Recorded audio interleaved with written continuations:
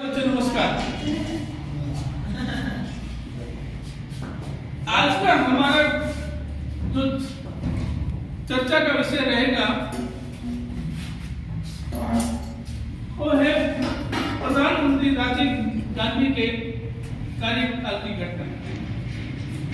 आपको पता होगा 1980 और में हिटलर जी की हत्या हो जाती है और उनके बाद में इंडिया में एक मतलब उनके प्रति एक सहानुभूति की लहर चलती है और जिसके फलस्वरूप कांग्रेस को सीटें मिलती कितनी है 415। 1984 के चुनाव के अंदर कांग्रेस को जब 404 सीटें मिलती है तब राजीव जी हमारे देश के प्रधानमंत्री बने। 404 सीटें थी। तो राजीव जी जब प्रधानमंत्री बने उनको मतलब इतना राजनीति में उनकी पकड़ गई थी, परंतु उनको कहते थे मिस्टर क्लीन। उनका एक सरनेम था, कहते थे मिस्टर क्लीन। क्लीन का मतलब वो एकदम क्या मतलब स्मार्ट थे या आदि को करते थे, ऐसा नहीं था। क्लीन का मतलब होता है कि उनकी छवि के ऊपर किसी प्रकार का दाग नहीं, वो एकदम साफ सुथरी छवि के व्यक्ति थे और पॉलिटिक्स के ऊपर उनकी इतनी पकड़ नहीं थी। फिर भी उनके हमारे पे तो घटनाएं घट जाती। पहली घटना हम पढ़ रहे हैं शाहबानो मामला।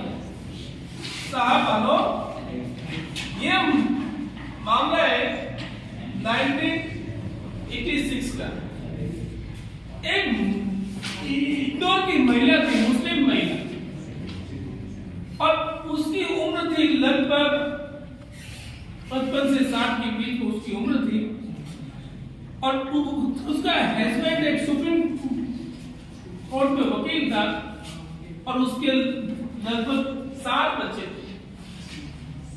अब उसके हस्बैंड ने उसको तलाक दे दिया क्योंकि इस्लाम में ऐसा इनके जो धार्मिक रूल है, अगर 3 बार में तलाक बोल दे तो तलाक माना जाए। तो इनके जो इस्लाम के रूल्स है, जो भारत में जो मुस्लिम पर्सनल लॉ कोड होता है उसको क्या बोलते हैं, मुस्लिम पर्सनल लॉ कोड। तो इस्लाम के हिसाब से कोई पुरुष अगर अपनी पत्नी को त्याग देता है या उसे तलाक दे देता है तो उसको भरण पोषण की देने की आवश्यकता नहीं। तो इस मामले में इस औरत ने इस लेडी ने सुप्रीम कोर्ट में अपने हस्बैंड के खिलाफ में याचिका लगाई कि मेरे को मेरे पति ने तलाक दिया है तो मुझे उससे गुजारा भत्ता दिलाया है। इसने कहा कि मेरे को गुजारा भत्ता दिलाया जाए। तब सुप्रीम कोर्ट ने इसकी सुनवाई के बाद में फैसला किया कि मुसलमान अगर कोई अपनी पत्नी को त्याग देता है तो उसको अपनी पत्नी को गुजारा भत्ता देना पड़ेगा। अब जैसे ही सुप्रीम कोर्ट का ये फैसला आता है तो मुस्लिम जो पर्सनल लॉ बोर्ड के कुछ कट्टरपंथी लोगों ने इसका विरोध किया कि ये जो केस है वो इस्लामिक कानून के विरुद्ध है। और उस वक्त राजनीति की सरकार पर तो मुस्लिम पुरुषों का इतना मतलब उन पर दबाव पड़ा, वो प्रेशर में आ गए और मतलब राजीव जी ने अपनी संसद से एक ऐसा कानून पारित कर रहा है, मुस्लिम स्त्री मतलब उसका कानून का मुस्लिम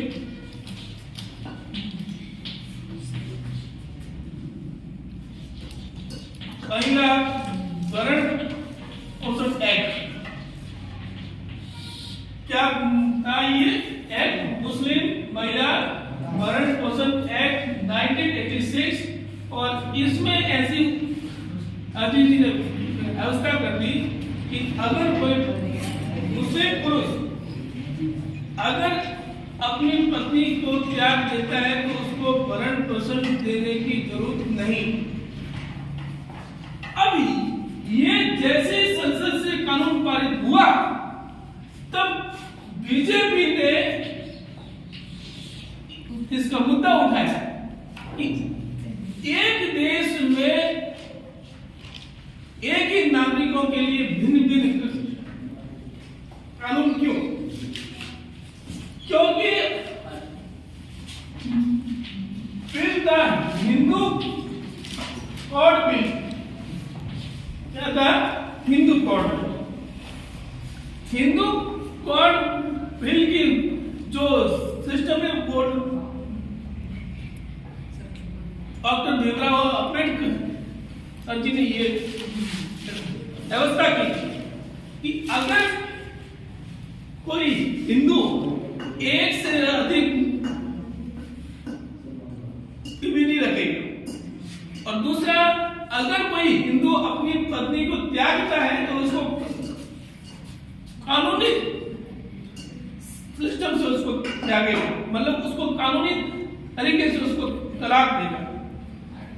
तीसरा अगर उसको तलाक देता है तो उसको भरण पोषण भी देना पड़ेगा।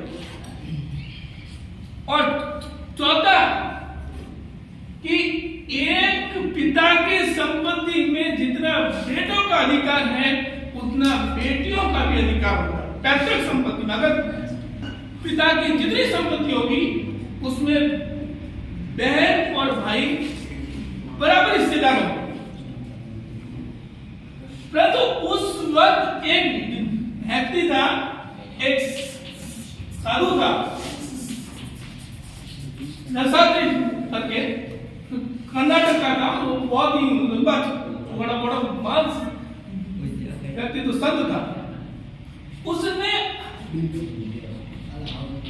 आरएसएस के साथ में मिलकर के एक आंदोलन चलाया और हिंदू कोड बिल के बारे में उसने ही बोला उसने कि अगर हिंदुओं के जो पिता की संपत्ति में अगर बेटियों को हक दे दिया जाएगा तो इससे बहन और भाई आपस में लड़ेंगे और ये समाज की हमारी जो व्यवस्था बिगड़ जाएगी। तब हिंदू कोड बिल संसद से पारित नहीं हुआ। तो बीजेपी ने उस वक्त ये मुद्दा उठाया कि अगर हिंदू अगर अपनी पत्नी को त्यागता है तो उसको तो भरण पोषण देगा, और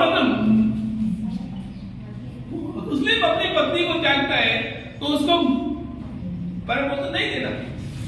तब आर्टिकल 14 में लिखा हुआ है समान नागरिक संहिता। क्या है समान नागरिक संहिता? का मतलब होता है कि एक देश में जो भी नागरिक है उनके लिए इक्वल कानून होंगे, उनमें किसी प्रकार का भेदभाव। अब बीजेपी ये कह रही थी कि धर्म के आधार पर आपकी सरकार का जो भेदभाव हो वो बिल्कुल ही गलत है। एक देश में एक ही कानून होना चाहिए। परंतु आदि जी ने मुसलमानों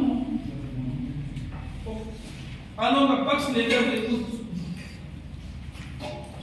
तो मतलब सुप्रीम कोर्ट ने जो ऐसा किया उसको पलट दिया। अब आदि जी ने सोचा कि मैंने मुसलमानों को तो मैंने खुश कर दिया, अब दूसरी और उसी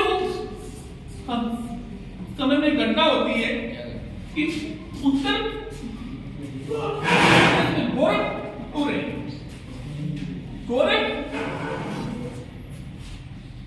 के एक संत थे गुरु गोरखनाथ, और गोरखनाथ जी ने उस वक्त ये बात फैलाई उत्तर प्रदेश में कि देखो अयोध्या में जहां बाबरी मस्जिद है उसमें भगवान राम की प्रतिमा प्रकट हो गई। पूरे उत्तर प्रदेश में बात फैलाई और लोगों ने कहा कि चलो और वहां जो बाबरी मस्जिद में जो राम की मूर्तियां देखी उन लोगों ने हाँ बिल्कुल प्रकट हुई। तब ऐसा है कि अगर जहां राम की क्या मतलब किसी देवी देवता की मूर्तियां प्रकट होती है तो वो खुले में नहीं रहती, उसके ऊपर कुछ न कुछ मतलब या मतलब कि कुछ व्यवस्था करनी पड़ती है, वो मतलब ढकी हुई रहती है, खुले में नहीं रहती मूर्तियां। तब उस वक्त एक ऐसा कोर्ट का एक फैसला आता है कि जो राम मंदिर के कालों को खोल दिया है तो उस वक्त मतलब जो उसके अलग जगहों में थे वो मतलब अलग को तब ये उस हिसाब से राजी जी ये चाहते थे कि मैं हिंदुओं और मुसलमानों दोनों को मैं खुश रखूं, लेकिन ऐसा हुआ नहीं। और तब से लेकर आज दिन तक कांग्रेस का पता नहीं हो रहा है, कांग्रेस से उभर नहीं पाई। तो वो चले थे दोनों को खुश करने के लिए, लेकिन वो दोनों को खुश नहीं कर पाए। और 1912 के अंदर पीवी नरसिम्हा राव की सरकार थी, तब मतलब 6 दिसंबर 1992 के अंदर वो जो बाबरी मस्जिद थी उसको पूरा छोड़ दिया गया, उसका डिस्पोज कर दिया गया।